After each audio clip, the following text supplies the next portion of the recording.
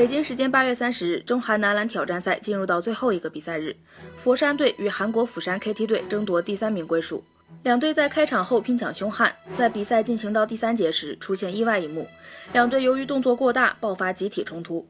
在第3节开始不久后，任骏威与釜山队员在对位中出现了一些摩擦。据现场的球迷透露，两人在比赛中有相互推攘的动作，紧接着两人都纷纷摔倒在地。釜山队员见状随即参与到其中。从现场的照片不难看出，至少有2到3名韩国球员围着倒地的任骏威，有的人甚至用脚踢他。而佛山队的球员随后也加入到混战中。万幸的是，现场保安很快就制止了这出闹剧。据悉，双方不再继续比赛，釜山队已经退赛，而比分也被定格在58比42，佛山队失利。乐视体育整理报道。